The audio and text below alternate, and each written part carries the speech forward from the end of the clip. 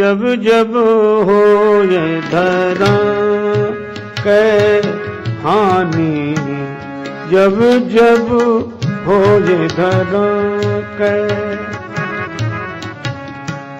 जब जब हो ये धरा कै,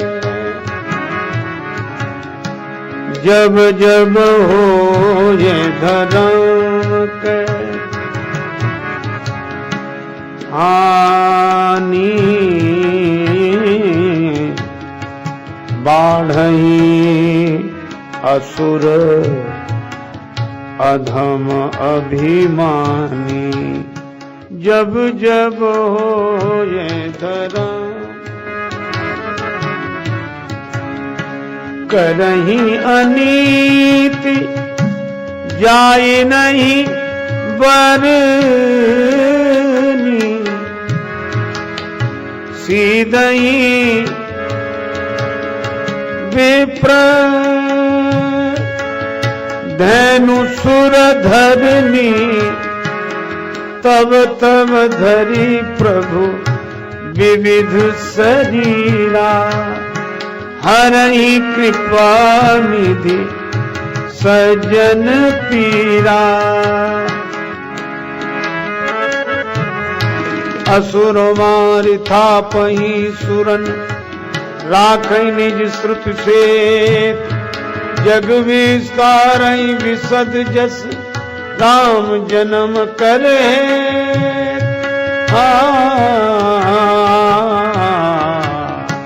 जब जब हो ये धरा कै हानि,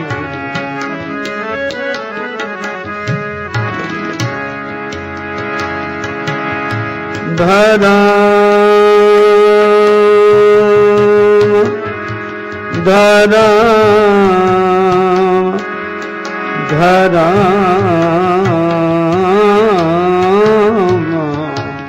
धर्म हो ये धर्म कै, हो ये धर्म कै, हो ये धर्म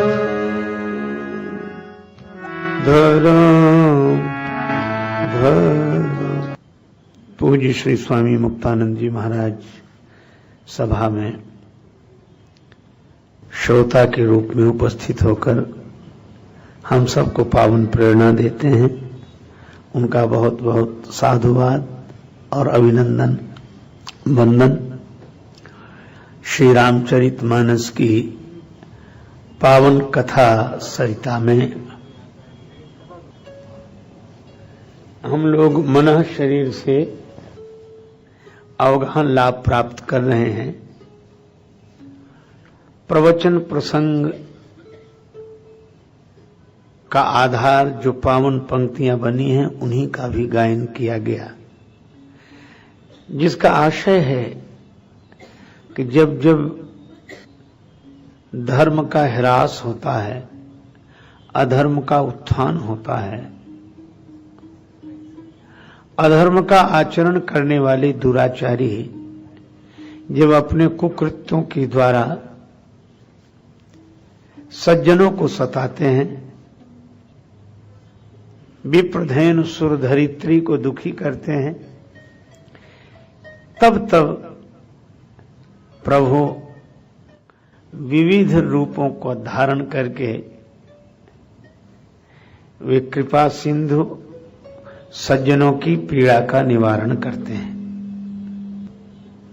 असुर मारि थापहि सुरन, वे राक्षसों का विनाश करते हैं, देवताओं की स्थापना करते हैं, श्रुति सम्मत धर्म की स्थापना करते हैं और उनके स्वयं का विस्तार जगत में होता है, जिसके गायन श्रवण से भक्तजन लाभान्वित होते हैं। यह भगवान श्री राम के जन्म का हेतु है और यही बात भगवान श्री कृष्ण कहते हैं, धर्म संस्थापनार्थाय संभवामि युगे युगे। धर्म के प्रति हमारे मन में आस्था होनी चाहिए, क्योंकि धर्म वह व्यवस्था है जो जीवन को सही मार्ग में चलने के लिए प्रेरित करती है और प्राणी को उसके लक्ष्य की प्राप्ति कराती है। भगवान धर्म की स्थापना के लिए आते हैं। धर्म के 4 अंग हैं, सत्य, तप, दान और दया। ये चारों जहां हों वहां धर्म का आचरण हो रहा है, ऐसा सहज समझ लेना चाहिए। पर इसमें एक बात स्मरणीय है। माता कैकेयी भी कह रही हैं कि श्री राम, अगर तुम वन चले जाओगे तो धर्म के 4 अंग पूरे हो जाएंगे। तुम्हारे पिता ने जो वचन दिया है मुझे, वह पूरा हो जाएगा और वे सत्यवादी कहलाएंगे। तो महाराज दशरथ जी का तो सत्य रह जाएगा। और राम, तुम वन में जाओगे तो तप तुम्हारे लिए हो जाएगा, तापस वेश विशेष उदासी। तप तुम करना, सत्य महाराज दशरथ जी के लिए, तप तुम्हारे लिए, और दान का दान तो भरत को कर दो, राज्य का दान भरत जी के लिए। और दया करने योग्य तो एक ही है, कौन? भय मंथरा सहाय बिचारी। बिचारी मंथरा ने मेरी सहायता की तो उस पर दया हो और दान भरत को मिले, और राम तप तुम्हारे लिए और सत्य महाराज दशरथ के लिए। धर्म के 4 अंग पूरे हो रहे हैं, तो मैं तो धर्म की ही बात कह रही हूं, और तुम धर्म की स्थापना के लिए आए हो तो यह कार्य अवश्य करो। अब तार्किक ढंग से तो ये बात बड़ी उचित लगती है कि धर्म के सचमुच 4 अंग पूरे हो रहे हैं, पर नहीं, यह दिखाई दे रहा है धर्म, पर धर्म नहीं है। क्यों नहीं है? का धर्म में 4 अंग तो होते हैं, सत्य, तप, दान और दया, लेकिन उसका स्वरूप यह है कि सत्य और तप अपने लिए, दान और दया दूसरों के लिए। सत्य, तप अपने लिए, दान और दया दूसरों के लिए। जो ऐसा व्यवहार करते हैं वे धर्मात्मा है। अब यह कोई धर्म थोड़ा ही हुआ कि सत्य और तपस्या दूसरों के लिए और दान और दया हमारे लिए। दान हमें दो, दया हम पर करो, सत्य तुम बोलो, तपस्या तुम करो। ऐसा तो धार्मिक हर कोई हो जाएगा। इस दृष्टि से तो ये धर्म युग है ही। सब यही तो कहते हैं, सत्य तुम बोलो, तपस्या तुम करो, दान हमें करो, दया हम पर करो। अरे नहीं भाई, अगर दान भी लो तो दूसरों की सेवा के लिए लो। दया, जो दीन है उन पर दया का भाव रखो, और स्वयं के लिए सत्य और तप। कबीरदास जी स्वयं स्पष्ट कहते हैं, मर जाऊं मांगू नहीं अपने तन के काज। मुझे क्या चाहिए? अच्छा, सचमुच साधु को क्या चाहिए?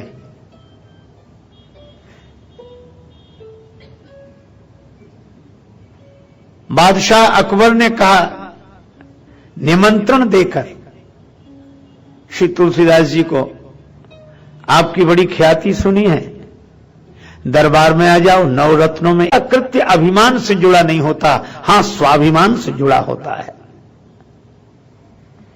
यही लिखा बादशाह अकबर के आमंत्रण के उत्तर में तुलसीदास जी ने कि आपकी सद्भावना के लिए साधुवाद, किंतु जो एक जगह नौकरी करता हो वो दूसरी जगह नहीं कर सकता।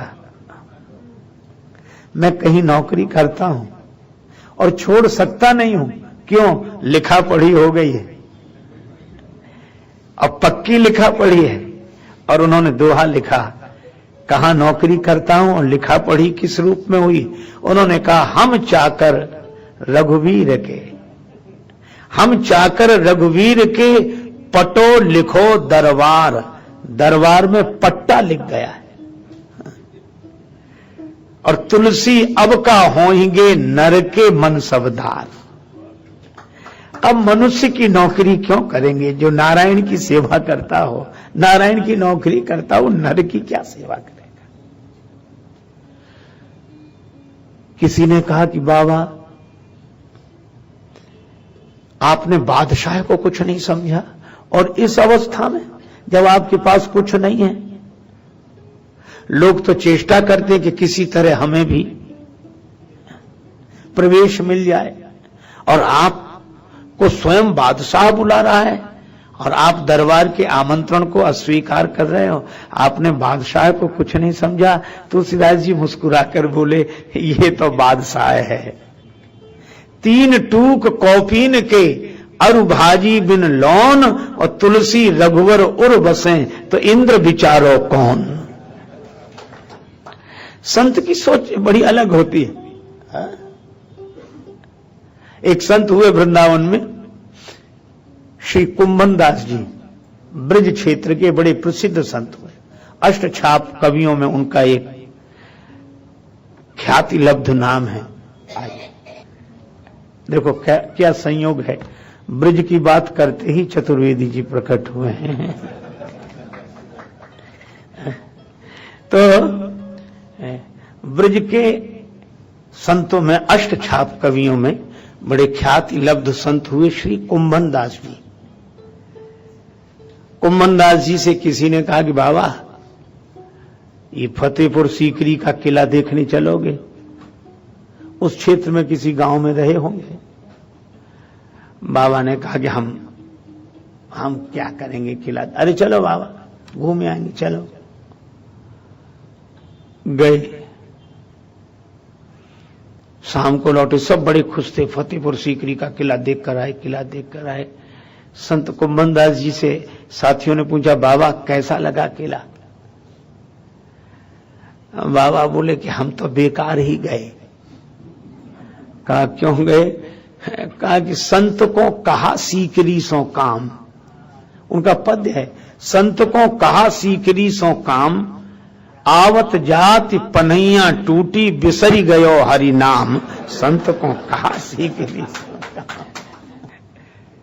हम तो हमारी मस्ती में झूमते चले हैं, आदाब कर लिया बस जो राह में मिले हैं। हो चाहे जैसा मौका, खाएंगे नहीं धोखा, पाया है ज्ञान ऐसा गुरुदेव से अनोखा, रास्ता मिला है पक्का, हम दौड़ते चले हैं, हम तो हमारी मस्ती में झूमते चले हैं। इसलिए संत से अधिक निराभिमानी कोई नहीं होता, और संत से अधिक स्वाभिमानी कोई नहीं होता।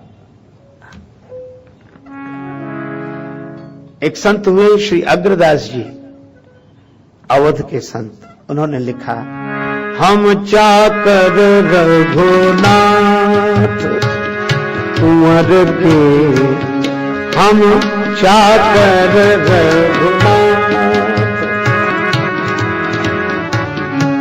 हम चाकर रघुनाथ कुंवर के, हम चाकर रघुनाथ।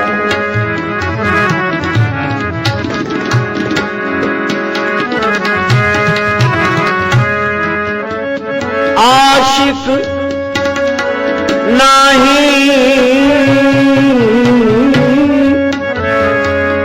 काहू, नारी नर के चाकर कुंवर के, हम चाकर रघुनाथ।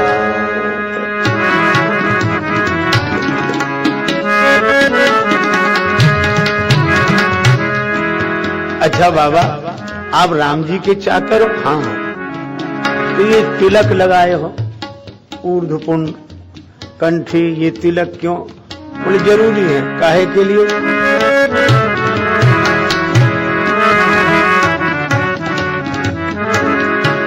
जम के दूत निकट नहीं आवे, जम के दूत निकट नहीं आवे, द्वादश तिलक देखी रघुवर के, हम चाकर रघुनाथ कुंवर के, हम चाकर रघुनाथ कुंवर के, हम चाकर रघुनाथ।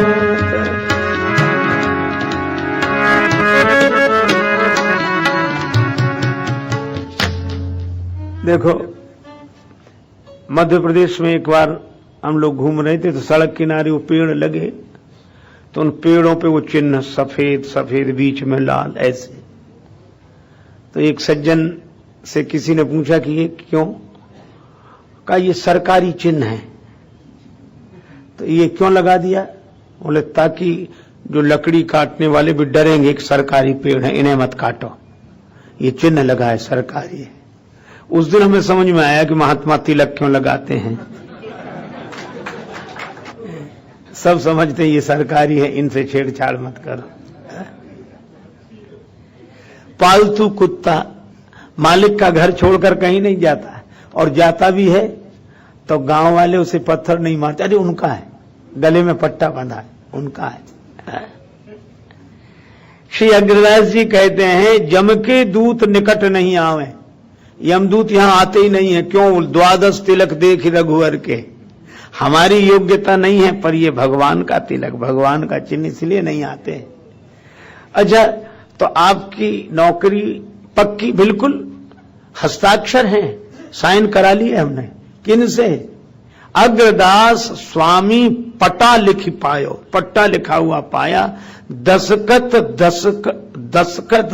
दशरथ सुत के करके, हम चाकर रघुनाथ कुंवर के। देखो, भक्त का अपना सुख होता है, संत का अपना सुख होता है। हमारे गुरुदेव कहते थे नशा मेरा अनोखा है, मैं पीकर मस्त रहता हूं। जो सुख पाया राम भजन में, सो सुख नाही अमीरी में, मन लागा मेरा यार फकीरी में। वह मन लग जाए तो सचमुच राम भजन जैसा मजा कहां है। बात इतनी सी है। तो संत कौन? अपने लिए उसे क्या चाहिए? तप उसका स्वभाव है, सत्य उसका आचरण है। तप उसका स्वभाव है, सत्य उसका आचरण है। फिर वो दान क्यों लेता है?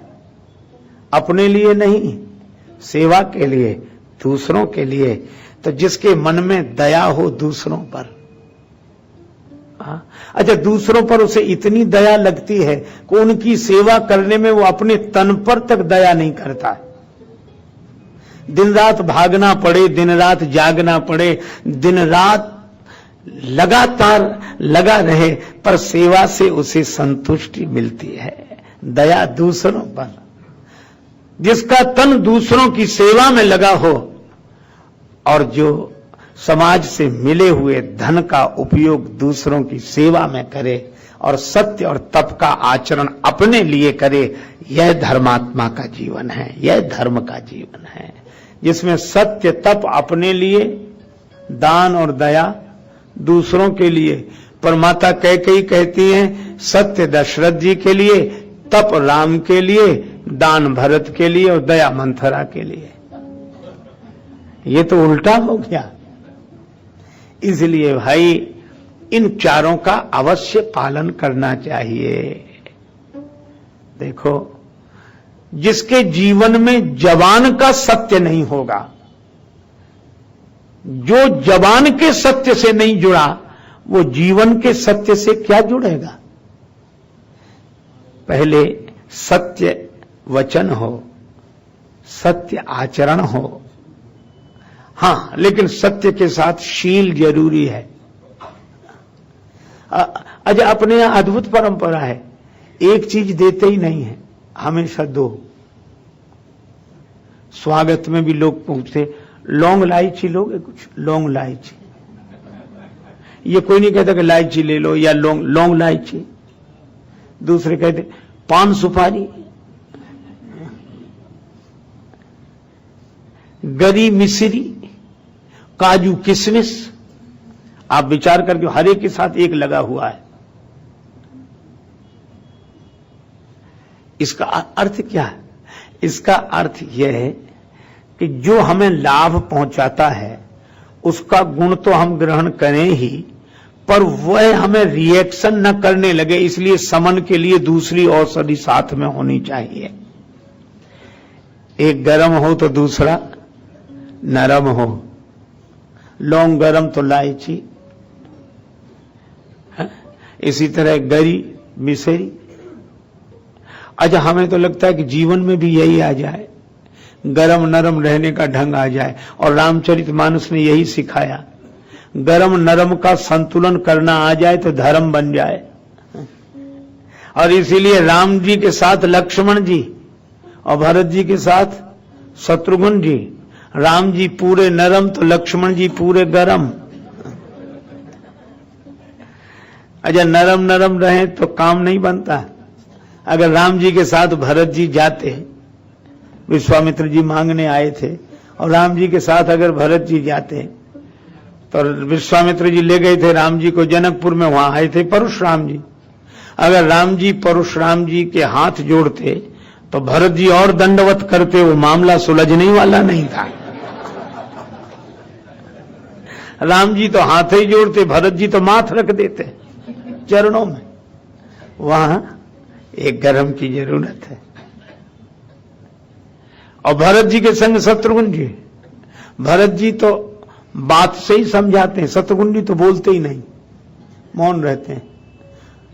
अब नहीं बोलने के कई कारण, लेकिन एक कारण तो यह है ही, क्या बोले, बात करना तो बड़ों का काम है, जब बात से बात न बने तो हमें बता देना। वो लात से ही शुरू करते हैं।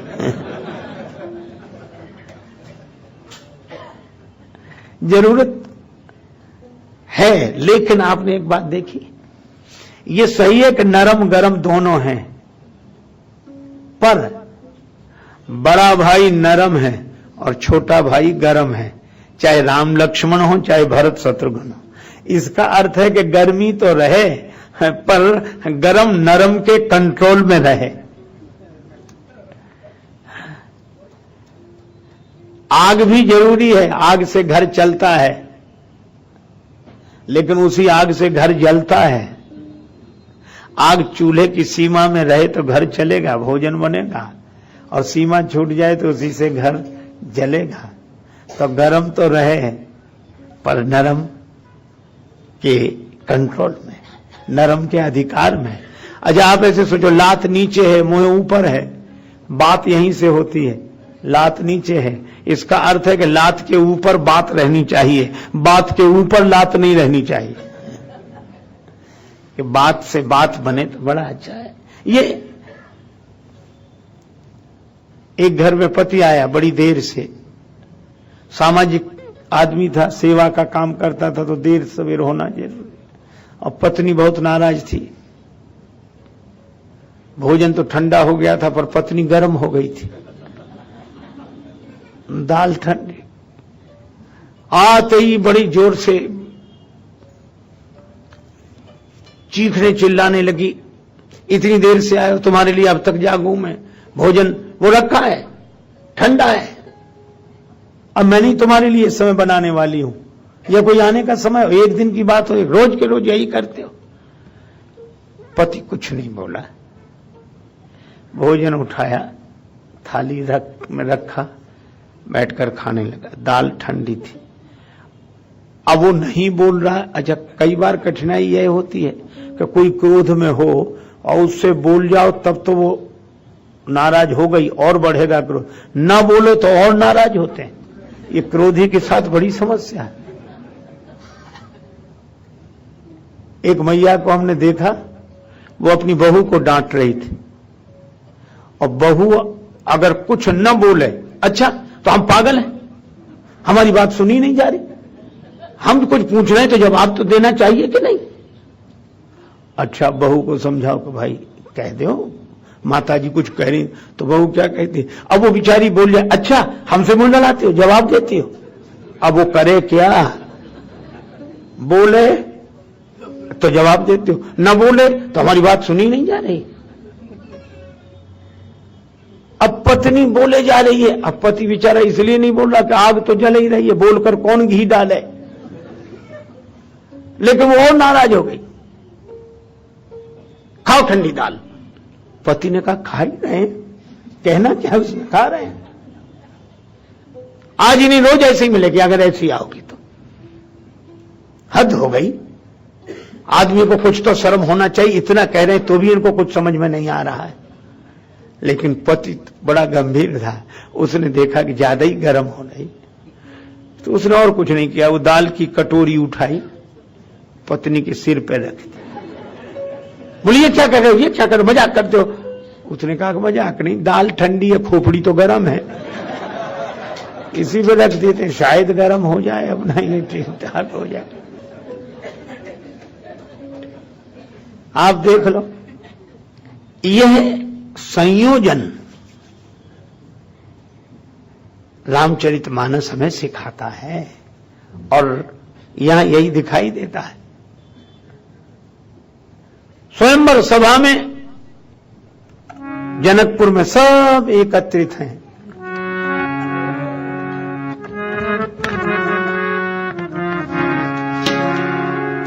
तब बंदी जनक बुलाए, तब बंदी जनक बुलाए, बिरदावली कहत चली आए,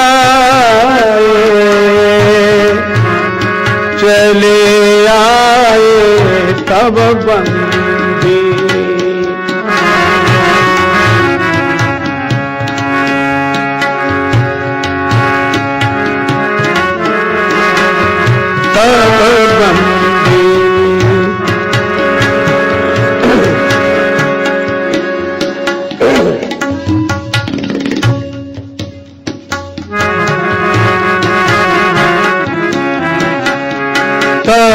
बंदी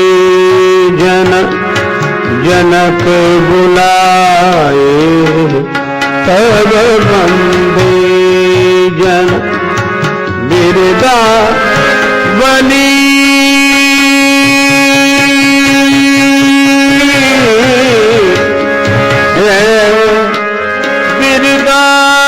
बिरदावली कहत चली आए, चली आए, चले आए,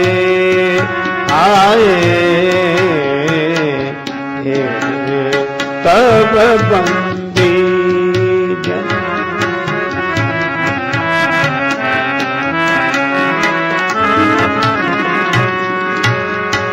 जनक बुलाए, तब बंदी तब बंदी, तब बंदी, तब बंदी। जनक जी ने अपने बंदी जनों को बुलाया, कहो सबसे। बंदी जनों ने समाचार दिया, जो वीर धनुष को तोड़ेगा सीता उसको अर्पण होगी, जयमाल उसे मिलेगी। ठीक, अब जो राजाओं ने सुना अकुला अकुला कर उठे। अच्छा एक बात सोचना,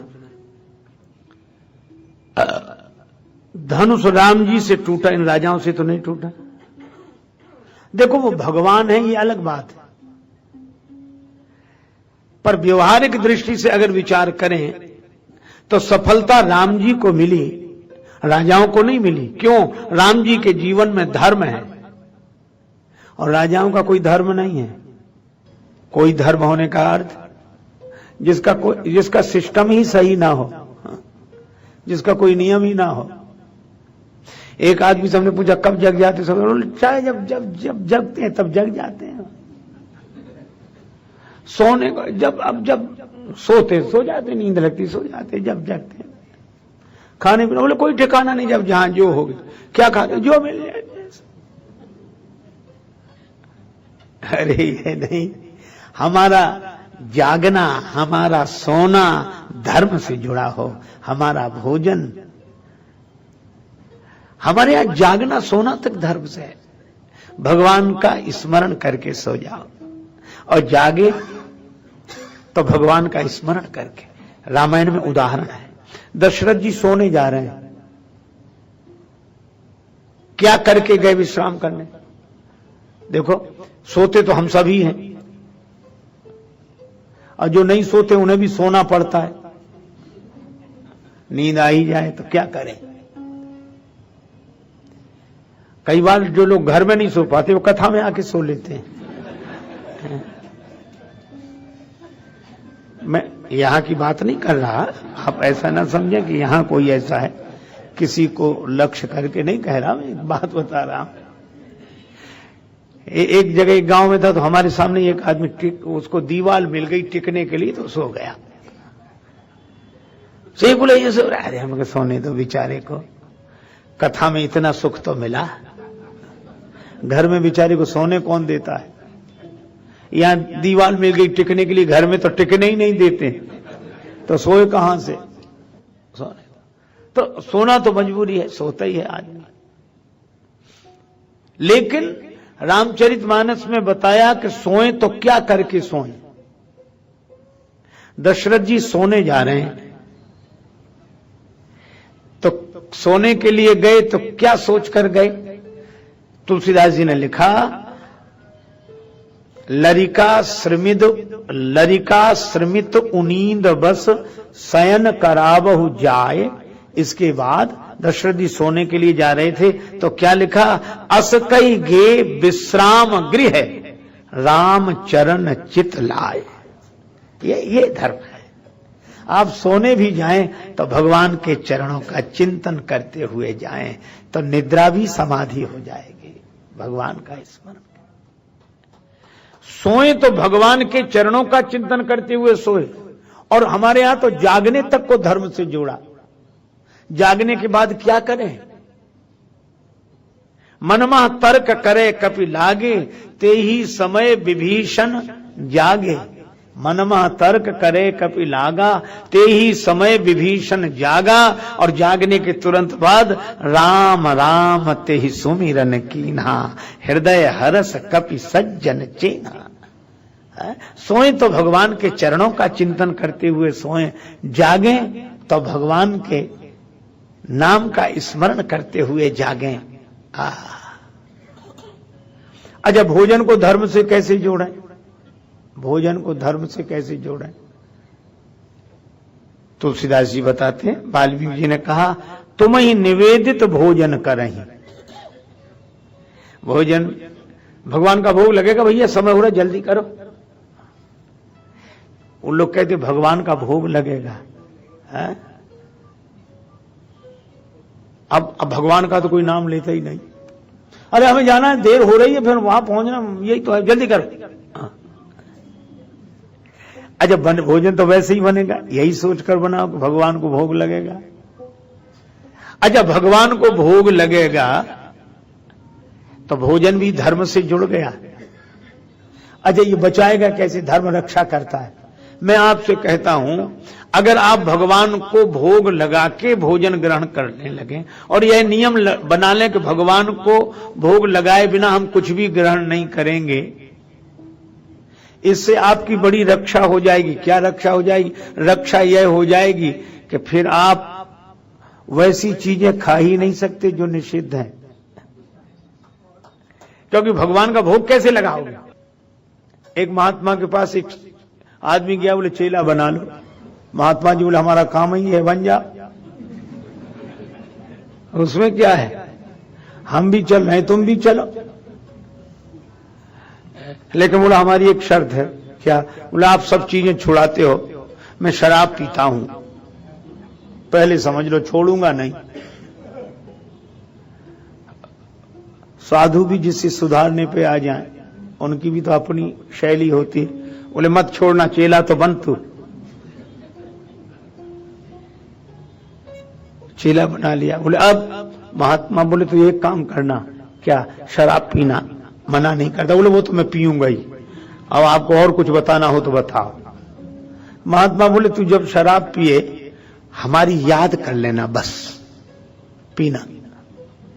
उसको लगा इसमें क्या, याद ही तो करना है।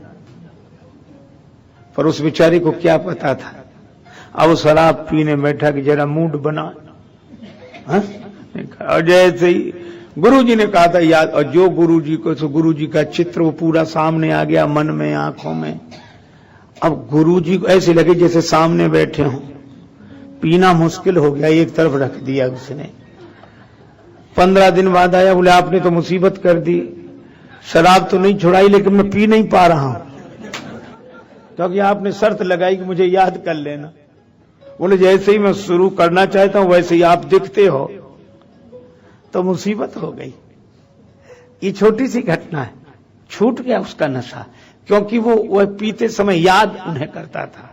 तो जैसे उसकी शराब छूट गई गुरु को याद करने से, मैं कहता हूं आपका उल्टा सीधा नुकसान देने वाला, मन को बिगाड़ने वाला भोजन अपने आप छूट जाएगा। अगर आप भोजन बनाते समय, अर्पण करते समय भगवान की याद कर लें तो भगवान को भोग लगेगा। हमारे यहाँ भोजन बनाने में भगवान का स्मरण, भोजन अर्पण कर दिया, तुम्हें निवेदित भोजन करहि। भोजन में कपड़े, अंगूठी, जिसे जो पहनना हो, जंजीर, कहीं मना नहीं किया कि मत पहनो। फिर क्या करें? का प्रभु प्रसाद पट भूषण धरहि। भगवान को अर्पण कर दिया, चढ़ा दिया, फिर ग्रहण कर लिया तो प्रसाद हो गया। आभूषण भगवान को अर्पण करके धारण कर लिया। आप विचार तो करो, आपका भोजन भगवान से जुड़ जाए, आपके वस्त्र आभूषण भगवान से जुड़ जाएं, आपका जागना भगवान से जुड़ जाए, आपका सोना भगवान से जुड़ जाए, तो आपका जीवन धर्म का जीवन हो जाएगा, धर्मात्मा का जीवन हो जाएगा। यह अब न खाने का ठिकाना, न पीने का ठिकाना। आप देखो जानवरों तक के नियम हैं, वे अपने धर्म से विचलित नहीं होते। पशु कभी धर्म से विचलित नहीं होता, इसीलिए तो उनके लिए कोई प्रवचन नहीं होता है ना, उन्हें सिखाना पड़ता। अच्छा आप देखो, गाय चाहे जितने दिन की भूखी हो, 5 दिन से कुछ खाने को न मिला हो, पर गाय के सामने मांस रख दो, कभी नहीं खाएगी, कभी नहीं खाएगी। और शेर चाहे 7 दिन का भूखा हो, हरी हरी घास रख दो, शेर कहता है कि मैं मांस खाने वाला हूं, घास नहीं खा सकता। गाय कहती है मैं घास खाने वाली हूं, मांस नहीं खाऊंगी। और भगवान ने उनके दांत भी उस तरह के बनाए हैं, शेर के दांत उस तरह के मांसाहारी जैसे दांत, और गौ माता के दांत जैसे घास। पशु घास खाने वाला पशु, गाय बैल कभी मांस नहीं खाएंगे, मांस खाने वाले पशु कभी घास नहीं खाएंगे। एक आदमी ऐसा है, चाहे जो खिला ले, घास खा जाए, मांस खा जाए, और समझाओ तो आपकी खोपड़ी खा जाए। आप देखो उनके भी धर्म हैं। मैंने कहीं सुना था एक बार कुत्तों में झगड़ा हो गया, कुत्तों में। एक सज्जन बोले झगड़ा होता ही कुत्तों में है, लेकिन एक बात थी, बाकी के कुत्तों ने उसे नाराज होकर निकाल दिया, चल जा, चला गया। मैं लौट कर नहीं आऊंगा। बाकी के लोग बोले आना भी मत, मिलाएंगे नहीं हम तुम्हें अपने समूह में। पर कुत्ता ही ठहरा, दूसरे दिन बाद आ गया। दूसरे ही दिन तो बाकी के कुत्तों ने डांटा कि फिर तू लौट कर आ गया, अरे कलुआ जा, चला जा यहां से, अरे दल बदल हुआ, और तेरे लौट आने से हैरान हैं हम, और तुझे फिर दल में रख लें, क्या इंसान हैं हम आदमी हैं जो ऐसा करें? हम पशु हैं, हमारा भी धर्म है सिद्ध। अब तो किसी का कोई धर्म नहीं, न सोने का धर्म, न जागने का धर्म, न खाने का धर्म, न पीने का धर्म, न पहनने का धर्म, न पंथ सोई जो यही मन भावा, जिसे जो अच्छा लगे बस वही रास्ता है। तो भगवान ने कहा कि जब सब मनमुखी हो जाएं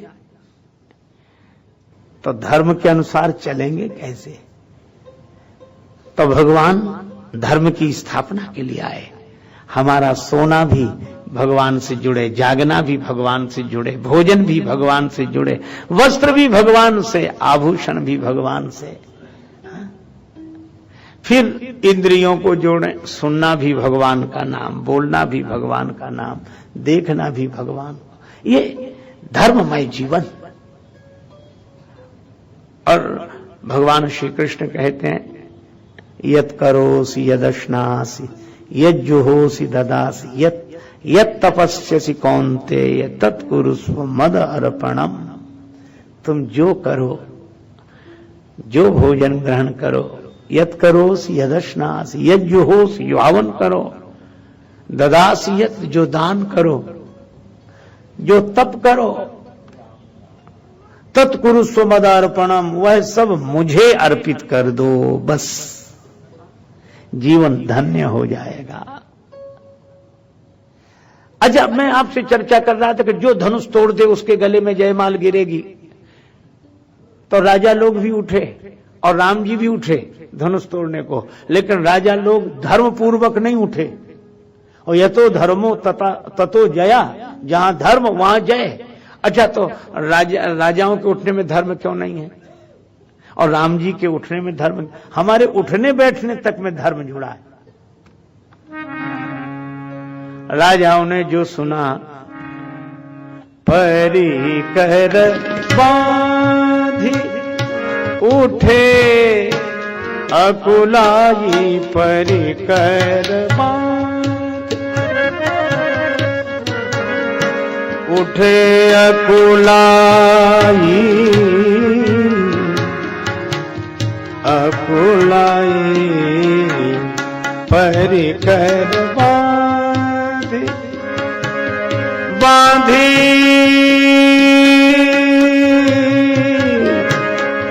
उठे अकुलाई, अकुलाई परी कर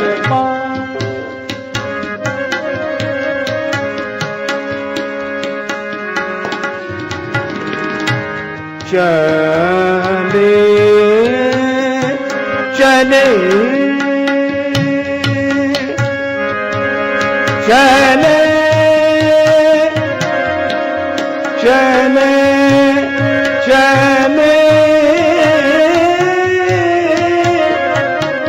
इष्ट देवण सिरुना आई,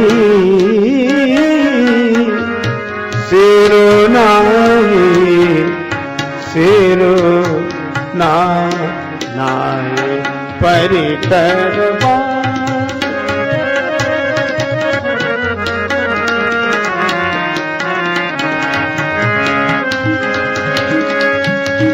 अकुलाई, परी कर उठे अकुलाई, परी कर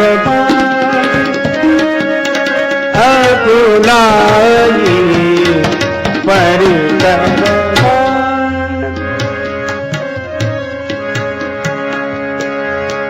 चले इष्ट देवन सिरु नाई, परी कर बांधी, परी कर बांध, परी कर बांधी।